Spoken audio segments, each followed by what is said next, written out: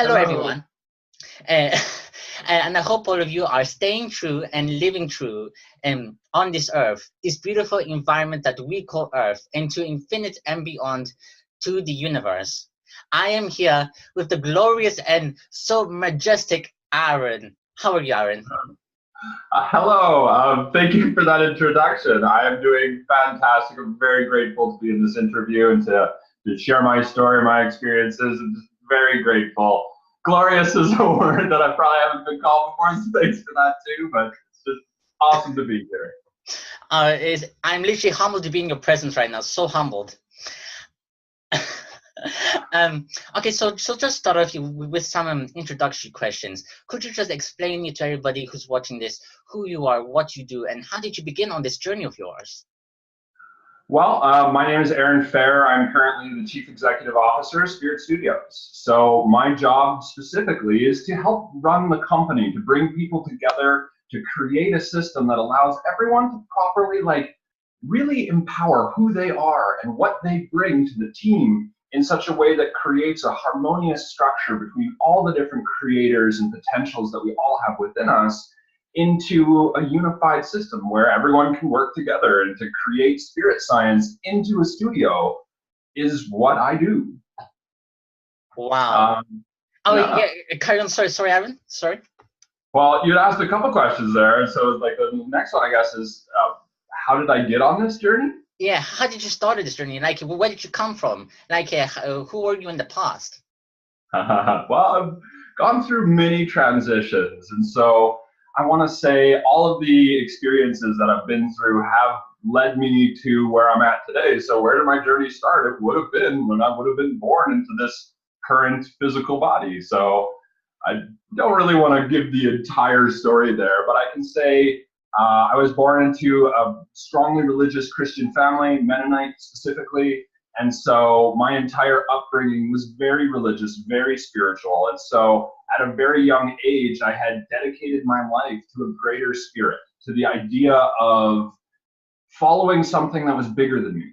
And so that, I think, was the first time where I really started creating a change in my life to try and say, well, I might have the potential to think thoughts or do actions that are not in alignment with what a higher source might be, but how can I learn to refine that in myself through my own practices? And through many different experiences within the church specifically, I started to realize that there was, I almost want to say, more of a business there than an actual spiritual family. Like, the church, from my perspective, wasn't really embodying the teachings that I thought that Christ level of consciousness was supposed to be. Like, do unto others as you would have them do unto you. That seems pretty simple. And yet the massacres that would happen on behalf of the church, I'm like, how does that correlate? And so I realized that I had a purpose here. And I think my purpose is to find that truth and that embodiment of what being beyond human is supposed to be, and to be selfless and to be spiritual and not dogmatic and not judgmental, and to really embody a state of loving others. Again, it's not a hard concept. So I'm like, let's do this. And so I'm a very artistic person in general. Love music, been a musician for most of my life. And so a lot of my original ideas of what I wanted to do with my life involved art or music or something in that capacity. But I was told by a lot of the people around me that those dreams just weren't feasible. It's like, you can't do this. I remember going through high school at this point in time, and I was taking programming courses, I was taking graphic design courses, I was taking electronics and tech courses and all these different things. Like, my work or school schedule was actually as full as it could be. I was one of them nerds. And my professor pulled me aside at one point in time and said, Aaron, stop this. You can't actually do everything. So pick one thing, be a graphic designer, or be an audio engineer, or be a videographer, but you can't actually do all these things. The business environment is too specialized right now. You'll never find that job. And to my own detriment, I kind of believed that. And so I was like, well, if I want to be empowered to do all the things that I want to do, well, I'm going to need resources. And so I sacrificed my own passion to follow an industry that wasn't really in alignment with who I really was and what I was supposed to be doing. I went into life insurance and mutual funds and was a financial investor for Investors Group for a time, for American Income Life Insurance Corporation. And I went into full suit bureaucracy land and became a corporate goon, maybe. And so my life at that time was, again, really not living the life that I was supposed to be living, but it was what I thought I was supposed to do because I had already given up on all my other dreams. And so I hit this wall where I ended up, I was engaged. I broke up with my fiance. My best friend at the time ended up immediately getting together with them and running away. So I lost my best friend. I had canceled the house I was living in at that point in time, the lease that I had on it, to move in together with my fiance and create an environment there. And I lost that opportunity. So I lost my house essentially. Within 2 weeks after that, I was in a car accident and lost my car. Prior to that, I had just actually run out of insurance because I was going through all this stuff on my own car. I was an insurance salesman without insurance, go figure. And so I ended up losing my ability to even be an insurance salesman anymore. And so I lost my house, my job, my car, my whole life just crumbled in on itself. And I ended up living in this desolate, I could actually call it a crack house because it literally was. And at that time, it was my official rock bottom. And I was 21. And so at this point in time, I was okay, well, if I'm now in this state, everything was taken from me, but who am I left now? And so I ended up, the place where I was in had bed bugs. So I had this whole big thing where I had to then destroy all my furniture and all my possessions and all this stuff to I was literally down to a table and my computer because I could clean it out. I that was it. I was sleeping on the floor on a small little air mattress. And so I was what am I going to do with myself here? And I was working this job that I had gotten at a paint store because it was the only place that would hire me at that point in time after my insurance gig. And I was just very unfulfilled in my realities. And I was well, I have all these skills, I know that I'm intelligent, I know that I can do these things, but here I am with literally nothing. What am I gonna do? And so I decided to believe in myself. Simple enough. I'm you know what? I can do things. And so I started applying for different jobs, and there was this one that came up with a little safety company called One Life. And I was I saw this office administrator job, and I was you know what? I far exceed the ability to probably be able to do that role. So you know what? All right, I'm gonna go be an office administrator for One Life. So I applied for this job, and they look over my resume, and they're okay, so you got this graphic design skill, you got web design skills, you got programming on here.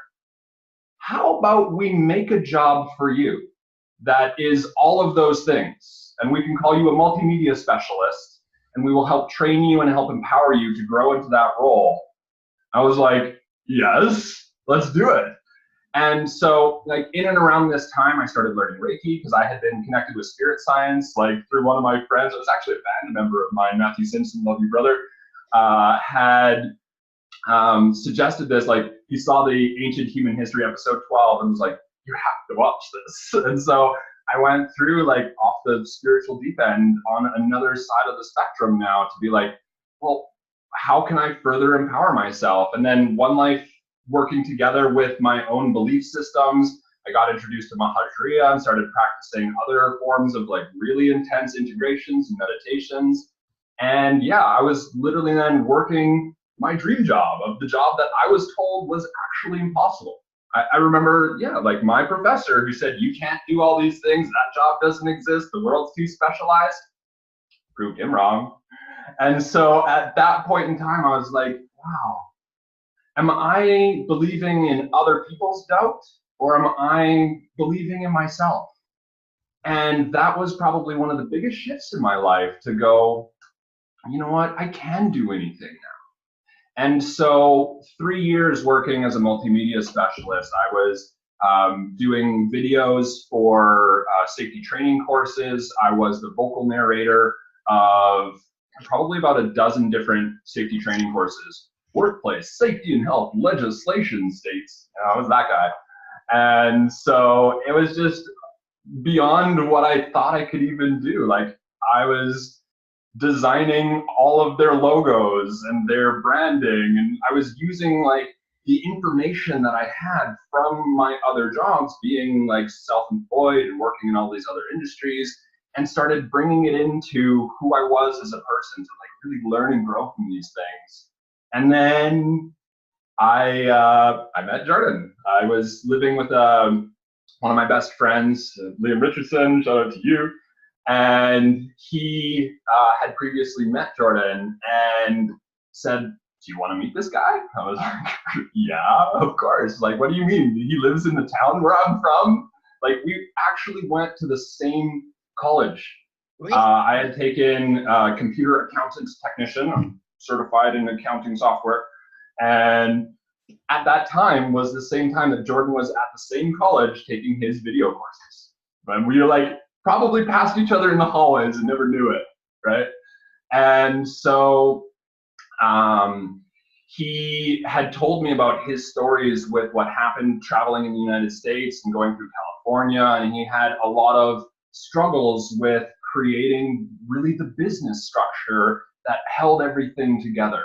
Because that's really not his passion. He's channeling spirit to make videos and to be that voice and that whole vision. But to write a policy for how to like sign people together and all that stuff, it's not who he is. And so he needed a person to come on board to do the company finance, to put the books together, to work with our lawyer and our accountant, and actually create a company that would be able to sustain growth and create harmonious interactions between all of these people. And so I joined Spirit Science. I quit my dream job to have another dream job that's at like an even higher caliber. And so I've been working full time with Jordan now for well over a year. I've helped in some of the audio editing for Jordan. I've helped doing some video stuff. I built the entire Spirit Science Central website all by myself. I've done a lot of the scripting help, editing stuff. I was the formatter for the Book of Patch and helping Jordan with all the tarot cards you see behind me here. And all of those skills I had learned from every other job. Like, suddenly my education that I had being a financial accountant was immediately useful, but for a completely different purpose than what I thought it was for. And so I realized that, like, even working at that paint store, like, I learned color palettes like you wouldn't believe, right? And like the importance of all those little things and interactions with customers and how to work really hard, and all of those skills made me who I was. And I realized that I never actually worked a dead-end job. I was just working the job that I believed I could do at that time, and it was giving me the skills to grow up into the person that I was really becoming. I didn't even know it yet. And so, yeah, that's my story, man. Like, this is who I am. Such a great and glorious story. Literally, Aaron, your presence on this earth is literally required for our growth to help the world. Literally, my friend, literally. So with my second question, how did you literally start off like becoming enlightened? Like, what was your awakening? How was your process? How did it begin? How did it spark that awakening of like looking at the world like through light and love, and like seeing the truth in essence, a truth? That's a great question. I can actually specifically remember the one moment where I was standing in that, it was in an apartment after leaving the really bad one. So I was like already kind of working my way back up. I had started learning Reiki by this point in time and energy work, and I had really started practicing, like really researching. I would come home from work and spend hours online just searching any and everything I could regarding any form of spirituality. If there was a word that I was reading in an article or something that I didn't understand, I would Google search it and go through 5 different pages to figure out what other people were saying about that concept, right? But there was one moment where I realized that the breath was, I think, the most important part of it. And I took a breath that was really, really deep. And like I felt it fully go through me. And there was this like click in my head. I could feel it right around where sort of like my pineal gland is. And it actually popped my ears to the point where I could start to hear my breath differently. I could hear my voice differently. And that was sort of the moment where I realized that our conscious awareness of ourselves, of how we're choosing to act, the thoughts that we are giving power to, was the most important things. And I realized how primal that energy that we get through our breath is to our state of being. And to me, that enlightenment is just a term to describe a heightened state of awareness of self that defines our ability to be able to see truth and to appreciate that greater story of like, yeah, there was lots of suffering that I went through in my life, but I don't look at it as a bad experience anymore because I can see the good in it. That yin yang, the good and the bad and the good. I can see the good in the church and the bad in the church. I can see the good in my experiences and the bad in my experiences. And from that complete perspective, it's all perfect. It never wasn't perfect. And that like resonated with me so deeply that now every time if something's stressing me or situations coming up that I'm like, whoa, what's going on here? I immediately use that as a trigger to go back within myself and take a really deep breath and realign with, okay, how am I going to fix this? Or what am I supposed to do? Or even more important, why is this experience happening to me? What am I supposed to learn from this? And it just shifted my perspective just so wholly and completely that I knew that that was enlightened. Though I want to say a lot of people put extra pressure on that term of like, Mahajriya Maha explains it, you'll understand when you get there. It's not really what you think it is. But I've gone through like many different analyzation of self meditations. I want to say like the most impactful one for me personally was the concept of your higher self, right? In Mahajriya, they give you what is called a soul name. And you have soul names on higher dimensions going up and up and up. And so you have many different soul names. You probably have lower names too. And so either way, I was given this soul name, it's Vajra Jivalita. It in Sanskrit represents indestructible radiance. I'm like, yeah, that's something I want to embody. I can get behind that, right? Interestingly enough, my English name, Aaron Michael, Aaron being, I think, the exalted, Michael referring to who is like God. And so my name is sort of the exact same of indestructible radiance, who is like God, you know, and it's the same name, it's just different languages. So I thought that was cool too.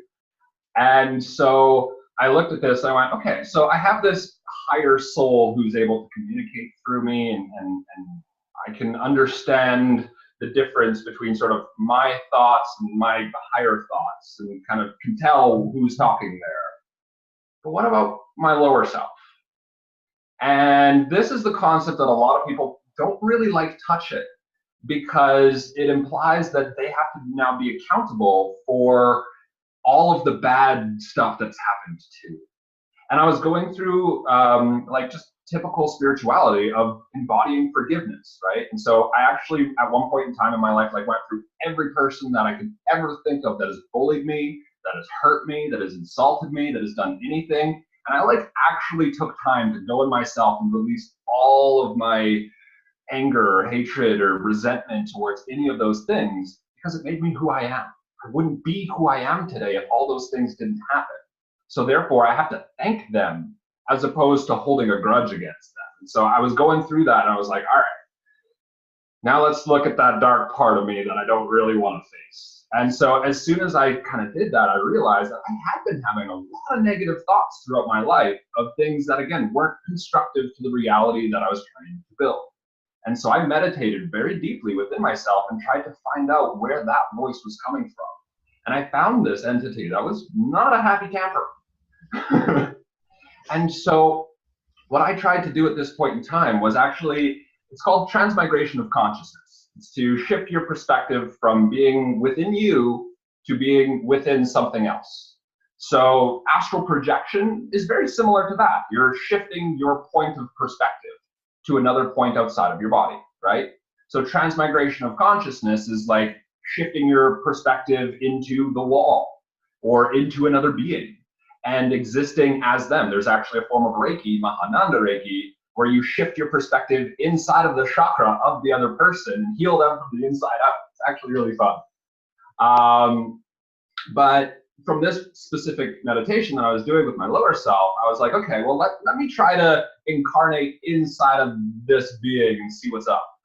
And I was immediately like just weighed down with all these negative thoughts, emotions, like it was densely like pressing down on me. And it was like this burning sensation of just rage and anger. And I was like, okay, there's some stuff that's got to be dealt with here. And then I was like, well, let's try and empathize with this being as opposed to like exercising them or like casting them out, be gone. You know, I was like, what made you was my question.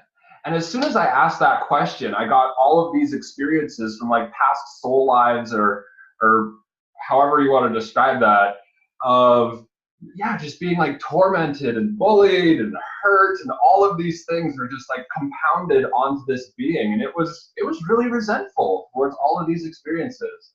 And as a result of that, was acting really inappropriately. And I was like, you know what? I forgive you. I love you. And I want to help heal you too. And so I created a relationship with this lower self within myself that instead of trying to like remove that part from my consciousness, I tried to integrate that part into my consciousness with love, forgiveness, compassion, empathy, and all those states that we're supposed to embody. Like that love is inclusive of everything and everyone. That includes our lower selves. And so in part of my own actual enlightenment, I had to really go through my higher self and my lower self and bring them together. And what that required was, again, forgiving this lower being and bringing it back up into my reality in a way that I was like, okay, I realize you're there. Now let's work together healthfully and constructively towards a more positive future. And then in this, like this being completely transformed, and I saw the angel that it really was. And I was like, there we go. That's the being that I knew you were. And then it like released myself from needing to believe all those negative things. Those negative thoughts, they stopped. Those negative feelings, they went away. And all of that transformed within myself because I forgave myself. I forgave my past and past life experiences that I didn't even remember remembering. It was pretty intense. And again, like, I don't know if this meditation's for everyone because you literally have to walk through hell to do it. But coming out the other side, I mean, like, I'm very versed in Christianity and that's my background. So the mantra that I use from that one is, though I walk the valley of the shadow of death, I will fear no evil. And so in that, I'm like, that's not though I sit on a fluffy cloud surrounded by crystals and happy people, then I'll be in a good space. Oh no. It's though I'm in the depths of the worst of the worst of the worst, I will be the light in that space. And so a lot of times what I do is like I'm kind of a metalhead. I don't know, like I'm in part of my musician. I was in several different metal bands, like Does It Gent is definitely a thing. I super gent. And to go to a metal concert and practice Reiki is probably one of the most intense experiences a person can do, because that's really where you get challenged with like, can you hold your own composition in a mosh pit with everyone else around you in this like environment of chaos? Can you be the light there? And that's sort of like how I challenge myself to be able to really, hi Jordan, to really embody who I want to be requires pushing myself to those limits. And so I like, yeah, I really try and hold a space of forgiveness, love, compassion for absolutely everything and everyone. And it's a hard standard to hold. But again, that's what I feel that Christ, that Jesus entity was supposed to embody or did embody, you know, like that's what I want to be. And so to follow in those footsteps it takes a lot of work. It's like that's the narrow path of like really pushing yourself to do the hardest thing you can almost think of doing, and then still meditating through it and still seeing the good in it and still being like exuberant about who you are and what you're doing. That's, yeah. Does that answer your question? It does super perfectly. That you are super accurate, that we must go through hell in order to reach heaven. It's exactly like the chakras. You have to go through the root in order to reach heaven. You're going through hell and going through heaven, from hell to heaven and back to heal yourself. Totally. And that is what you could also say that what demons are, is basically our shadow selves, which came with the concept of monsters, demons. Yeah. Yeah. That's part of you. Exactly. Yeah. So with my third question, I would just like to ask you that, how can we, now you discussed about here how we can love ourselves. How can we love ourselves more authentically and then more genuinely, instead of with that attachment to our family or friends, or even to some type of aspect of us? Great question again. Like you're really good on this. I love it. I have a practice. This one comes from Mahajriya, and it's really difficult. So forewarned for anyone who wants to embark on this, it's challenging. But Mahajriya has a thing called the 21 masks of the ego. This is essentially like all of the beliefs that you have about yourself that are like preventing you from seeing that real, true, authentic self.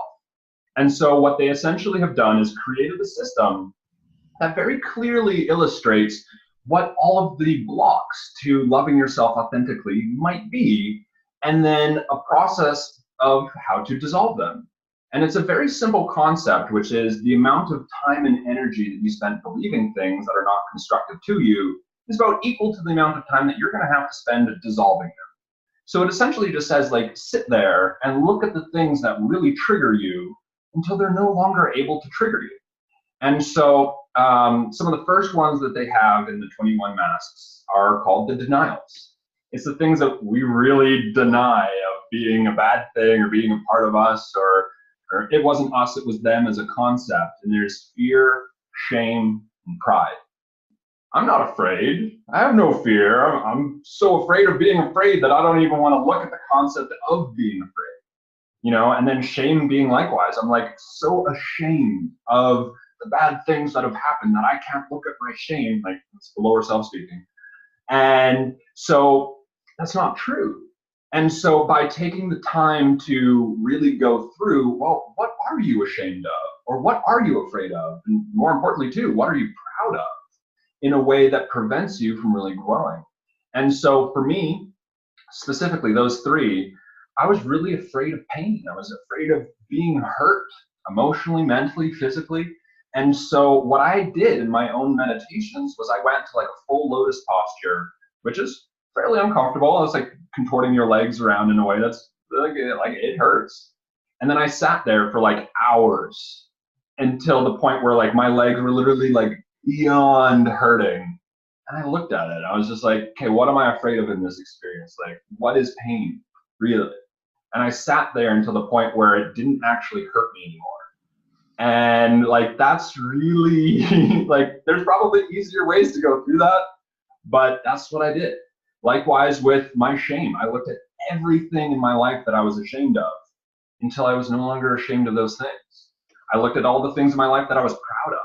And actually, one of the things is, as I became attuned as a Reiki master, I became proud of who I had accomplished myself into being. And as soon as I realized that that's what I had done, I like stopped myself from growing, because I was no longer researching every day and every night, because I was like, well, I've made it, so why do I need to keep growing?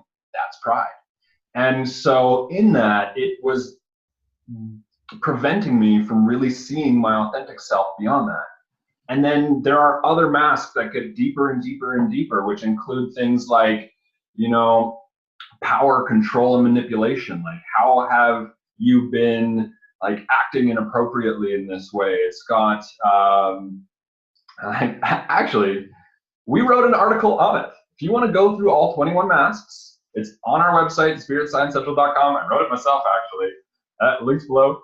And you can individually see every mask and a way to work through it. It's a very sort of simple meditation. Most of the masks are very, again, simple concepts, but take a long time to master the energy behind it. And they suggest like 20 minutes a day for 3 days per mask. So if you started with fear as the first one, you would sit there and look at, what am I afraid of, for 20 minutes until you're no longer feeling afraid of it and you can find that inner peace, and then you can move on to the next one. But before you go too far into that, there's a process called happy facing, where you actually then, it's like, okay, well, if I'm going to look at all the bad part in my life, I'm going to have to take a time to look at all the good stuff in my life too. And so this is like the conscious meditation of like, let's be happy for no reason, just because I can be happy for no reason, and just feel what happiness feels like and feel what the good side of it feels like too. And so like, if you're going to embark on this meditation, be sure to do lots of happy facing either before your integrations and after your integrations, to be able to like not bring yourself down. If you're like constantly thinking about all the negative parts in your life, like you got to be able to keep yourself in balance with doing the positive aspects of it as well, maintain that. But as we go through all of these masks, the last 3 are your attachments, your physical attachments, your mental attachments, and your emotional attachments. And these are the things where it's like, oh, I was attached to how I expected my parents to treat me. I was attached to how I was expecting other people to treat me, or how I treated myself. I was attached to the idea that I was supposed to feel good all the time. And so by letting go of that, we let go of the ego in a way that allows us to love ourselves more authentically, because we've de-stressed what was in the way. And that's the practice that I used specifically to help get there. That is so amazing. Literally, I literally resonate with that answer so much. And I definitely going to be looking at those 21 masks. Definitely going to be going for that practice. All right. So with my 4th question, what do you think is the main cause of why in life you died here? I know many people, and I tell them, do you love life? Like, what is that aspect? Do you love yourself? And after they tell me they find it really hard to love themselves, to love life, love where they are right now. Like, what do you think is the main cause of how we're in society? What's the main cause of this disconnection from love, that who we are? Well, it would probably still have to do with the 21 masks of the ego, because that's a big part of that.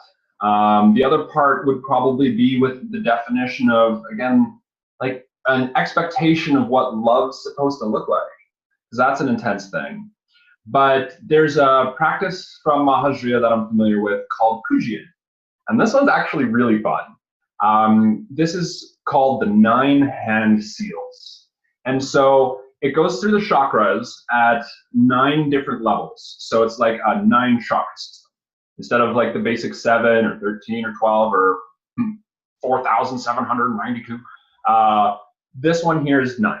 And I like 9 because it's a very good complete number, just basic numerology. If you're looking for a system of 9 chakras, it's Kujiin, Kujin. And so what each chakra has is a mantra, like a spoken expression. It has a mudra, or like a hand seal that you would put your hands into. Show you here. Something like this. This is the second one. This is the third one. This is the 4th one. Sorry, I'm going too fast. Okay. Either way, they're out there. You can find them. If you Google Kujian, you'll get there. So there's the mantra, the mudra. There's a mandala, or the actual visualization that you're supposed to be embodying while you're going through it. It has a chakra that it correlates to, and a dharma, or a contemplation. So every single chakra that you go through in order to do this practice properly includes these 5 aspects all working together simultaneously. So it's pretty intense. Like if you're meditating on like peace, that's like one thing to think about. This one here is like, okay, do 5 things at once simultaneously and embody that. It's pretty intense. I mean, normally with your thought processes, if you have like, oh, I'm thinking about this thing and that thing and this thing and that thing, try thinking about 5 things at once and see how many other thoughts you have running through your head. You'll quiet yourself down pretty quick. And so it really works for meditation for anyone who has a lot of like a really active mind. This is one that worked really well for me to be able to focus on so many things that it kept my mind really entertained while I was going through these meditations. But the reason why I'm bringing this up is because the third one is sort of correlating to, I think, the Dantian. It's like right in between your sacral and your solar plexus. And it's sort of like an energy storage battery for your entire etheric system, I think is the way it's described. And this particular meditation, the mantra for it is Om Jitrashi Yantra Jivaratna Swaha. And so as you're breathing, Om Jitrashi Yantra Jivaratna Swaha, Om Jitrashi Yantra Jivaratna Swaha, Om Jitrashi Yantra Jivaratna Swaha. This, you'd be focusing on that Dantian. There's a visualization that would be going at the same time. And the Dharma, the part where it's getting back, is to conquer your preferences, to reveal the treasure of life, or to conquer your zodiac. Essentially, like if I'm an Aries, which I am, I have a tendency to act in a certain way or to believe in myself in a certain capacity. As I transcend that label of myself, I get more information. I'm all of them. The fact that I would label myself as one specific part of that puts me in a box. So as we get rid of our preferences of what love is supposed to look like, about how we're supposed to act in that way, we can start to see more of the greater lessons. And it's a really interesting concept to be able to empower that. Like all the other chakras need to be working in order to really see that truth. And so if that's not resonating with you, like let's go back to the root, which is establishing a higher degree of faith, and going back to the next one, which establishes your relationships with other people and how to actually interact. And then you can see that, oh, there is a lesson here. And oh, I was attached to all these things. And that really does de-stress and help provide the answer to finding that authentic self and that love and that reconnection by letting go of our preferences of how we think with our limited human perspective that it's supposed to look like, right? Great answer. Such a great answer. So I also heard you talk about here the Om. Could you tell us a little bit about what is the Om mantra and what is it its origins? I don't know if I'm the best one to answer that specifically. I would probably say if you know anything about it. Yeah. I'd say my personal understanding of it is it's the universal symbol, I think is what they call it, or really, it's like opening up a channel to God. It's like essentially saying, I'm about to start communicating with a greater degree of vibration. And it embodies, as you speak it, as you say it, reconnecting yourself with what that godlike being could be and understanding it at a deeper level. So to me, even in Kujian and all of these other mantras that I know, they almost all include Om. But the reason why is more to just bring awareness back to what it is that you're trying to do. So as we Om in that nature, just like repeating just nothing but Om, it's a vibration of source. It's a very like universally fundamental sound of creation. Like if you familiar with Christianity and you studied that perspective, in the creation of the universe, they describe it as God spoke, and then these things happen. I can almost guarantee you God wasn't speaking English, probably wasn't speaking Sanskrit either, but would have been using some degree of vibrational language of resonance. So what is the language of God, or how would that vibration be able to move through us?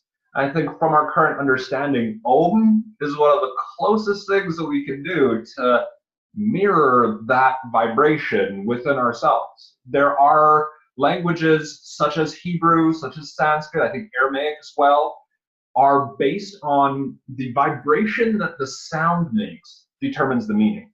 It's not that we have a word and we attribute a meaning to it arbitrarily. These languages were fundamentally based on how does that vibration make you feel, and what is that feeling, and then let's give a meaning to it sort of in that regard. And so Om is that vibration of source. And so by speaking it, by thinking about it, by embodying it, we reconnect with universal consciousness. At least from my perspective. Great answer, literally. Okay, so you heard that, everybody, that if you're starting out, here's your definition of the Om. Yeah. So for my sixth question, I was just wondering that, what do you think is the main cause of the illusion of separation? And could you explain to, from your knowledge, that how we're all connected, in essence, how we're all connected, and that you could you explain to us the reason for this concept of separation? I actually wrote an article on this topic specifically, also on our website, but I'll be happy to give you my perspective on it. This comes from a theory that I heard again through Baha'u'llah. Picture going back to unity consciousness perspective. There's almost nothing else in the universe because it's all pulled together into one singular being. And that's even hard to describe because that sort of like implies that oneness would exclude, like, I'm almost picturing like a ball with void around it. That's still not oneness because that's a ball with void, you know? But if you were in complete unity perspective, we'll say from the perspective of God, the way that they illustrated it was there was no one else to share with. There was no relatability. It was like complete and utter aloneness. And so what God did, from our understanding, was decided to split itself into an infinite number of potentials and an infinite number of experiences so that it could experience every faction of reality, the good and the bad, to share in love and in difficult situations, to learn about itself in wholly and completeness, that it could really just experience life at a different level. And so the way it was described was that what God decided to do was to increase the amount of ignorance within its own body to just above the degree of love. And when that happened, it exploded. And I would almost call this like the Big Bang as an expression, being the separation of unity consciousness into individual forms so that the universe could experience itself through the eyes of other people, through relating to each other. And by having these experiences, like the amount of joy that we get from connecting with another person who sees things the way that we do and like shares that meme and loves it the same way, gets that little inside joke, like those experiences are so dear and so precious and so amazing. That's why unity consciousness was split, was to learn love again and then kind of come back together. And so it was done in like on purpose to make itself ignorant so that it could relearn all these things and put itself back together again. It's sort of like that toroidal field of it was complete and utter unity, exploded down, spread out and around, and comes back into source. And so like it makes sense that every cell and like the electromagnetic field of the earth is a torus. Like even if you look at the Oort cloud around our solar system, it's still a torus. Look at the Milky Way, it's still a torus. And all of those things is like, okay, so there's a fundamental geometry of the universe right there that I can see connections from the macro to the micro. So let's look at that as like, maybe that's what God is too, of being this field that decided to split itself up, to learn love, to learn what all these things are, to learn what love is by learning what love is not. And then put it all back together and be like a whole new being from having gone through those experiences. And so our separation of source was done so that we could learn love. Because you already do it, but now we're going to learn it at a deeper level because we're going through all these experiences of finding out what love is not. And it really helps our growth. And it's in that, as being like cells in God's body, we're immortal.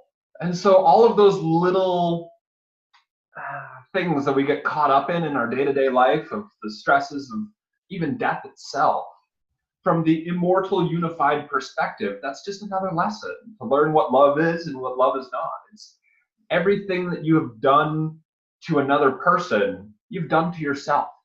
It's like, picture the person that goes through and hurts another person. Chances are, in your next incarnation, you're probably going to incarnate as that other person, so that you can now experience what it was like on the other side of that story. And you will be, there's an expression, we are the victims, yet we are also the crime.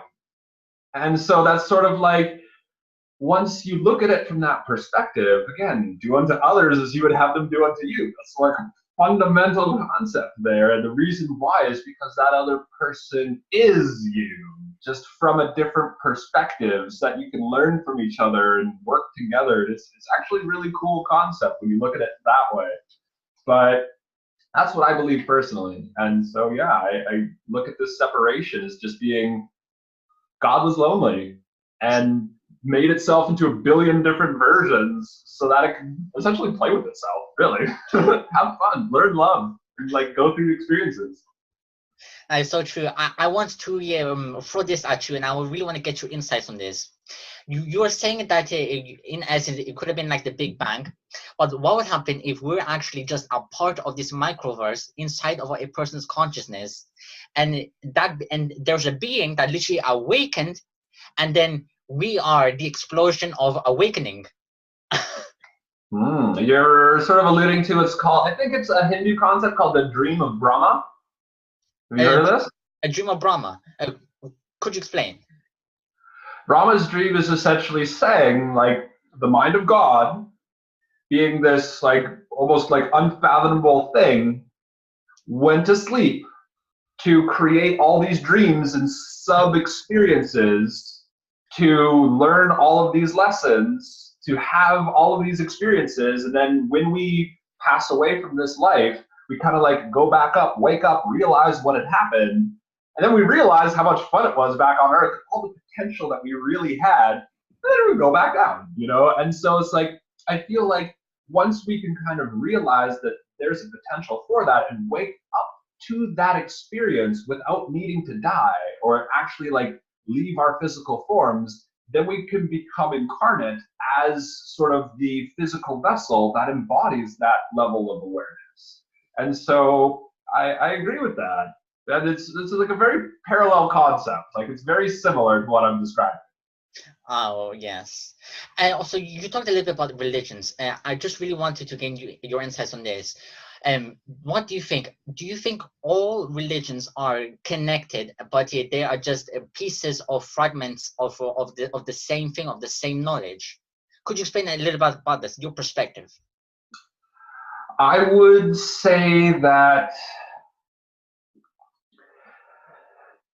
again, God doesn't speak in English. So he would, or not he, sorry, it would have channeled down through other people in a way that they would interpret that information. And so a person in Hindu or in, not in Hindu, in India or in that area of the world might have translated that information as looking one way based on the way their brain would have comprehended what a God is or what a divine experience is. But that same information got channeled to a Native American here in North America, and they translated that as the Great Spirit, right? But a lot of the lessons and the fundamental roots between each one are very similar, but because it gets filtered through our consciousness, it's subject to ego. And in that, every single religion has that shred of truth, but also with that yin and yang, the good and the bad and the good, had that potential to get, I want to say, mistranslated. Oh, all right. But which is so crazy because a long time ago, when I was very young, I wrote down on a journal exactly what you said, that it made with consciousness channeled itself through different individuals and they translated it differently. That's so crazy. Yeah. Well, for my seventh question that I would just like to ask you, uh, what are your thoughts on crystals, and what do you think are the big miscomprehensions that people have upon crystals? Well, I mean, I'm wearing some crystals right now. Like that's a nice little amulet of jade. Yep, way to go. Um, Honestly, I have probably like hundreds and hundreds of crystals. I was like a crystal collector, but interestingly enough, my own personal experience with crystals actually happened when I was like before elementary school. My mom said that every single pair of pants that I would ever wear, I would come home and they were literally full of rocks. And like every time she would do laundry, she would empty out all my pockets and get like buckets and buckets of rocks. So I mean, like I've been collecting and loving rocks. I don't know if anyone's ever heard of Al Simmons. He's got this song, I Love Rocks, or I Collect Rocks, I think. That was like my song. And so I want to say each and every crystal or stone in any capacity, it holds with it a vibration or like a unique lesson. And a lot of times when we go unconscious, we are disempowered in a way of really tapping into what we need to learn. And so for me personally, I had a lot of times where I would use crystals to help strengthen myself or to give myself confidence of like, I don't know if I can do this, but I know that if I have my crystals with me, my crystals are pretty powerful. They'll help me, you know what I mean? And so I use them in that way to really help me believe in myself when I couldn't do it myself. And so every crystal in that way has its own unique gift to be able to provide for you. So if you feel a lack in any particular way, you can, in a manner of speaking, help find support through a crystal. But there's, again, the bad and the good on that side of things is it disempowers you now.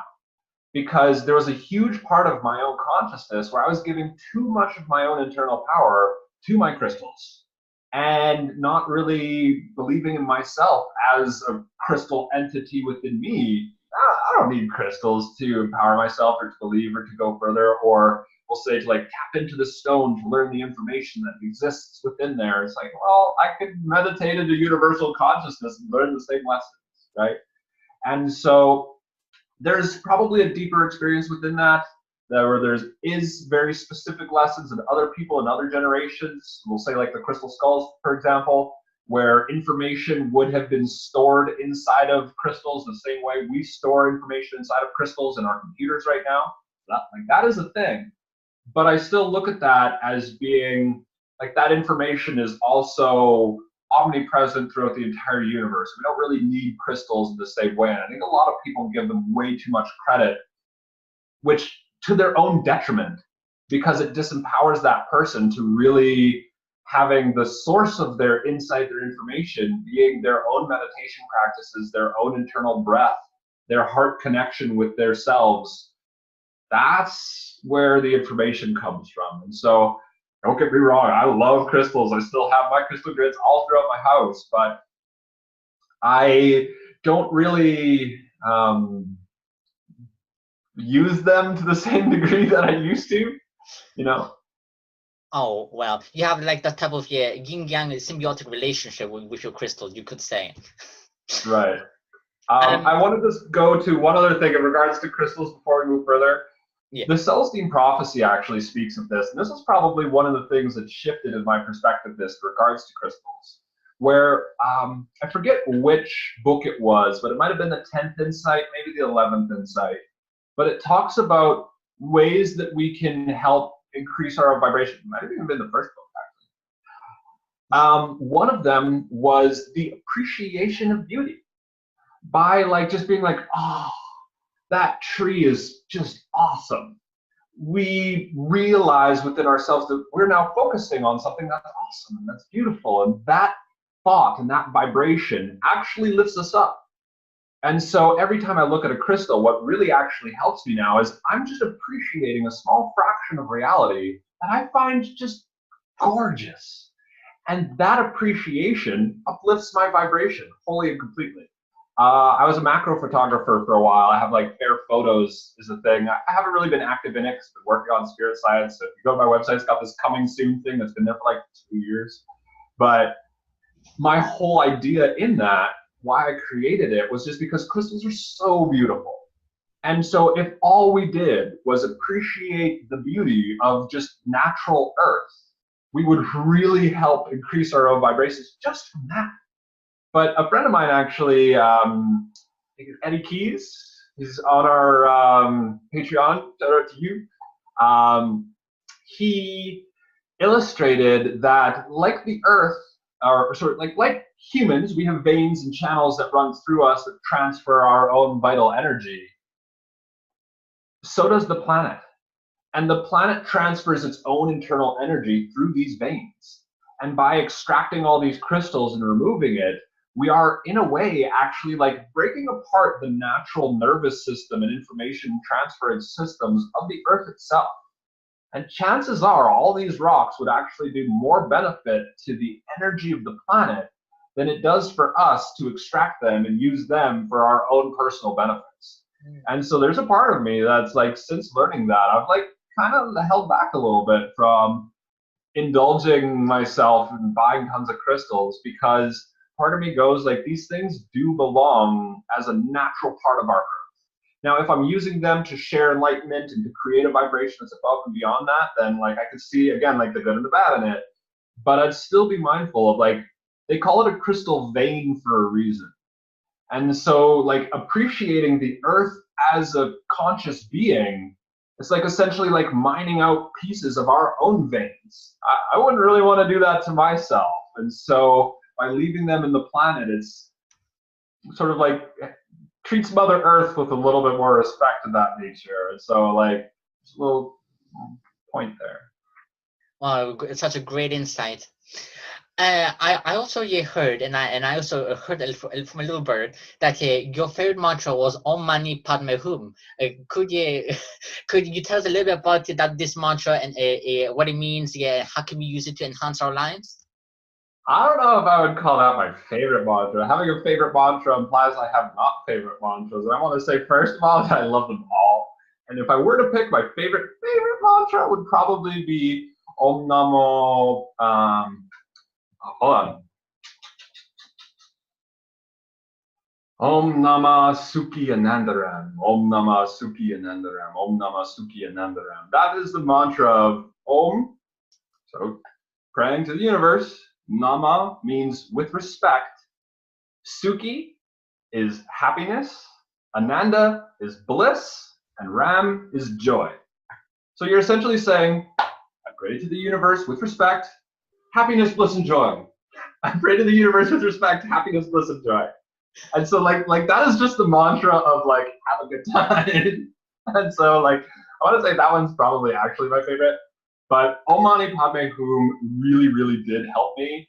And that is the compassion mantra. This one here, it relates to really looking within yourself and finding the parts of you that's, we'll say in the Tree of Life, you can see a couple versions of it behind me again here. There's the pillar of mercy, the pillar of severity, and then the middle pillar, which is sort of like the balance between the two. And so Om Mani Padme Hum would be like, are you being too strict on yourself? Are you being too strict on others? And how can you be more compassionate, more empathetic? And Om Mani Padme Hum is just like embodying that state of, well, let's like actually forgive each other, be more compassionate, and embody that state of awareness, which is, again, like it's a fundamental mantra for anyone who wants to start practicing mantras. Om Shanti Shanti Shanti, the peace mantra. Om Mani Padme Hum, the compassion mantra. I would add, for those who want to go further, there's Om Vajragni, which is another one that I really like, because that's the fire mantra. It's called the Three Suns mantra, and it activates your crown, your solar plexus, and your root as being like 3 power centers within your own field that really allows you to become self-empowered in a way that's just like, it lights a fire in you that's really intense. So be warned on that one, because it'll start creating chaos if you're not like really in a harmonic energy beforehand. So it's recommended that you charge the peace and compassion mantras before going into Om Vajragni. And then there's the soul mantra. And I think in Mahajriya, they've sort of updated this one because apparently they said that this one was a little bit too powerful, but it's Ma Dahani Mi Atma Om, which is, I'm not the body, I am the soul. And so once you shift to that perspective, I was like, okay, I'm a soul that has a body.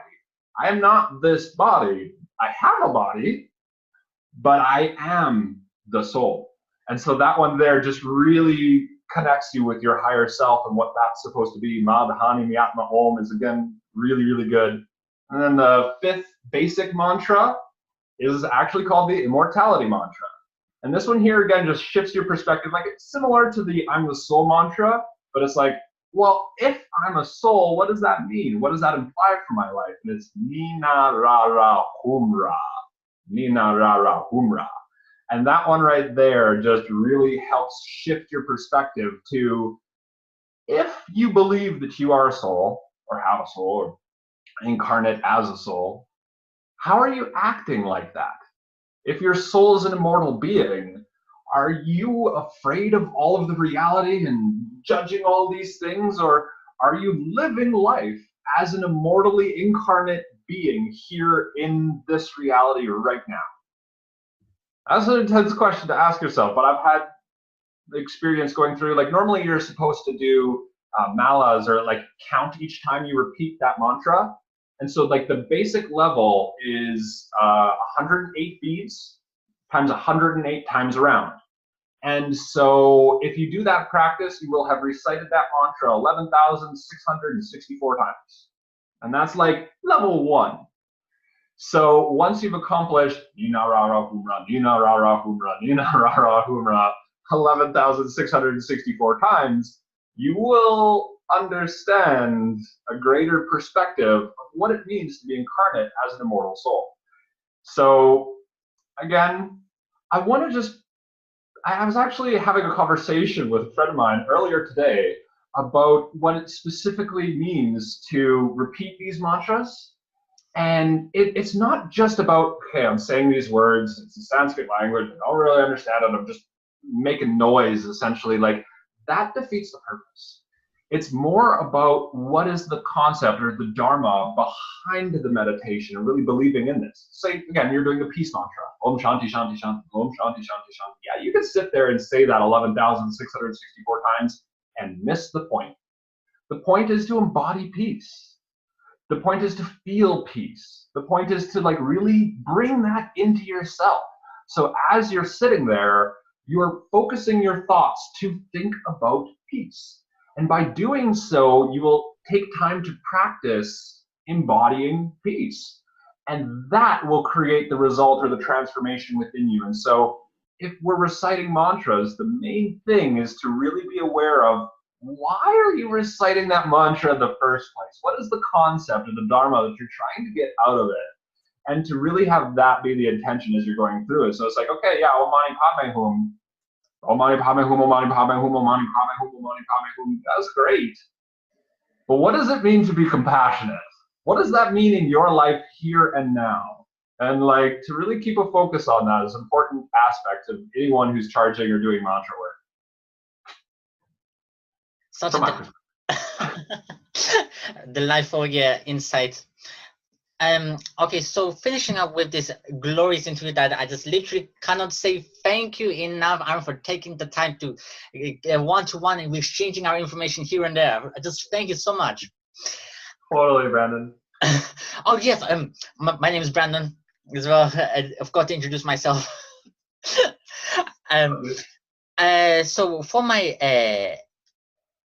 for a couple of last questions, how do you honestly see the world? Like, with everything that you've gone through, how do you honestly see it? Most people might not like this, but I want to say if you've made it this far, you're probably on the same wavelength. So I'm going to say it's perfect. It's perfect. Could you elaborate? All of the experiences that are going on right now on this planet are a result of our free will, our ability to make choices. This is the most beautiful gift humanity has been given. As an immortal soul, we are in like a playground that allows us to have experiences and to learn from these experiences. The earth itself will have gone through many stages of destruction and rebirth. So does every cell in your body, so does every person on the planet. And so to judge the experience as being good or bad is like a label of disalignment with that source perspective. The only way to really appreciate who I am and who I became was as a result of all my suffering. If you look at the 4 truths of Buddhism, or the 4 noble truths, there's number 1, there is suffering. Number 2 is there's observation of suffering, there's looking at it. Number 3 is there's cessation of suffering, it starts going away.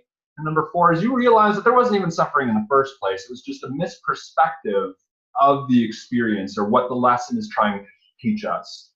And so I look at the world around me and I say, like, yes, there's lots of things that I want to fix. There's lots of stuff that I know I can make better. I want to see the world working together in an infinitely more harmonious capacity than it is. I feel our education system is nowhere near what it's supposed to be. I feel our medical system likewise, our government even more so. And I want to make those improvements.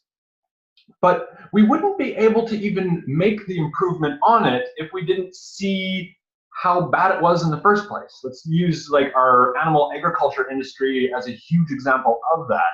It became this dismal creation that allows us to go, oh, we can improve on this. We can take the lesson from our own failures and apply that to become stronger and to evolve and to grow into more powerful beings through these experiences. And in that, it's perfect, and it never wasn't perfect. And so that kind of like goes back to like this entire reality from our perspective was created for us to have these experiences, to learn love really deeply. And so that's intense sometimes what happens in this journey of learning these things. But that doesn't mean it's bad. Oh well, you sort of as well answered my last 2 questions, but like I would just like to ask you if it sounded different. With our last question, I would just like to ask you that you said that the word is perfect. It is perfect. Trust me. From my own experience, trust me, it is perfect. Is there one certain thing, one specific one that you personally feel like that you want to change about this world? Something specifically?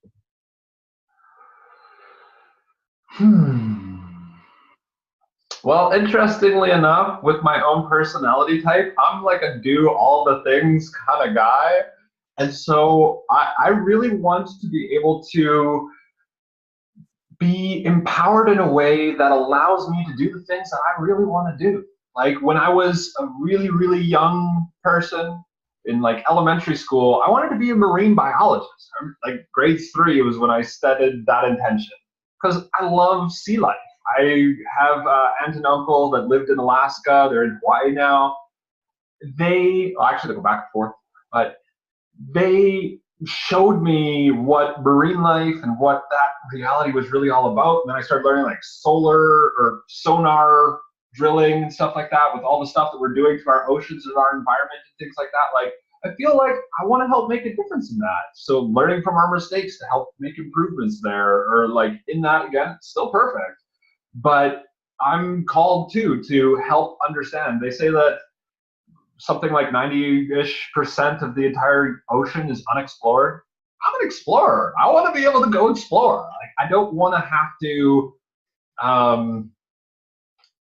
need government funding to be able to go and do these things, right?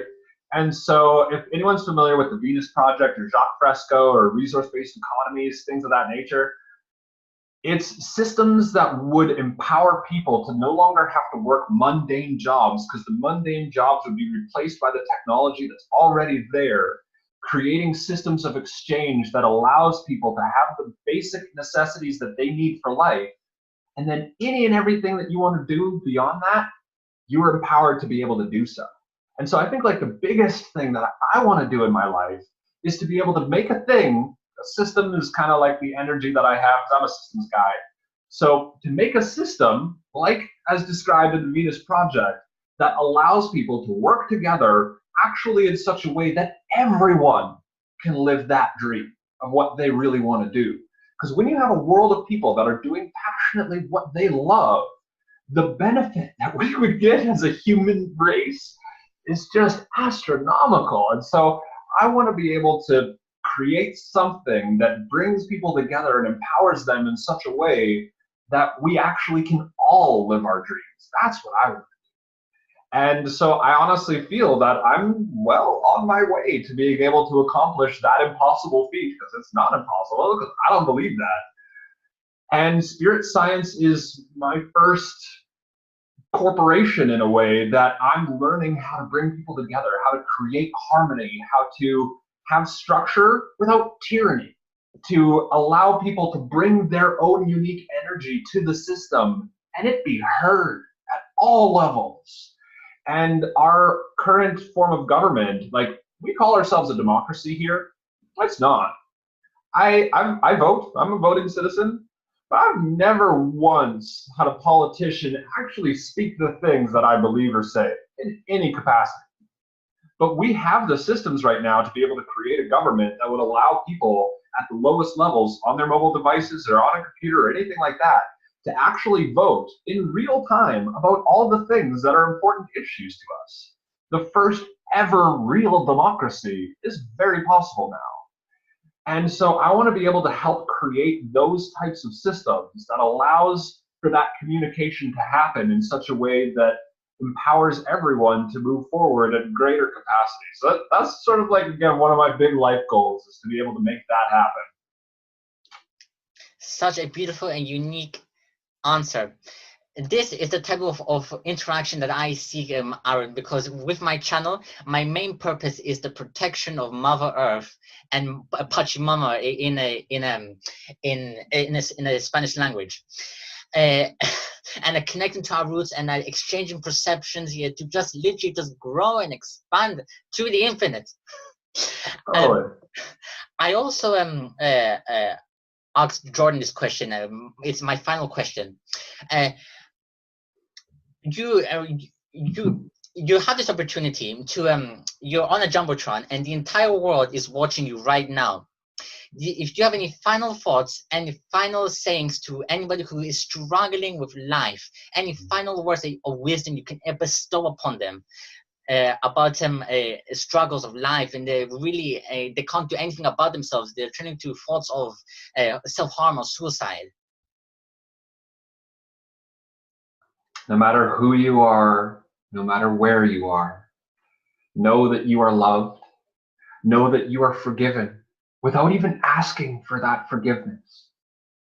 You are supported. The potentials that you have, your dreams, will happen. You can do them if you believe in yourself, you forgive others as you want to be forgiven yourself, and have faith, because the world is a magical place. So let's start treating it like it. An amazing answer, literally. Thank you so much, Aaron. So Aaron, is there any things that you wish to promote, your spirit science, tarot cards, the works? People want our stuff, they know where to find us. I mean, yeah, there's lots of new stuff coming out. I'd probably say not necessarily promotion, but more of like a sneak peek. Yes. We have in development right now Patch Tarot application. So we are going to be trying to get it on mobile phones for a lot more of affordable range for people. If you are interested in learning divination or interpreting the language the universe is constantly speaking to us, we're working on something right now that will be able to put that in people's hands a lot more readily available. At the same time, too, we're working on bringing back the spirit science forums. So for those who are interested in bringing up what they have to share, we're going to be trying to create a platform again that allows these people to come together and communicate with each other. Beyond that, if you have talent or passion or skill that you feel would be relative to what we're working on right now, contact us. I'm the guy that does the messages on the website, so if you, like, actually on any video, you post a comment, it's probably me who's going to be responding to that stuff. So if you want to directly communicate with us and like, hey, I want to help type of a thing, like, let us know, because we very much appreciate that feedback. If anything you have, that you have support for us in any way, if we made a mistake, totally tell us. We'll fix it. And beyond that, if you want to join our team, you got to apply for it. Well, you've heard that, everybody, and everything what Aaron just said will be down in the description below, so you can just scroll down there and just check it out. Check out everything and just explore spirit science. Thank you so much, Brandon. I had a great time on this call. I'm very much looking forward to sharing this with everyone, and again, like, reigniting that spark in our audience to be able to like pull everyone together, because yeah, this world needs unity of people sharing different perspectives, because we all have a different perspective. That's the best part about it, is I don't think any one of us actually has all the answers. But when we come together and listen to each other and hear each other's stories and bring our best selves to that without judging the other person, but sharing our experiences, opening and hearing from others, that's how real unity happens. That's how the world's going to change. And so just to be a part of this and to open these channels of communication, I'm just so grateful to have been here and to share this. I'm really looking forward to seeing what the future holds. Thanks again, Brandon. So am I. Thank you again, Aaron. Well, until next time, everybody.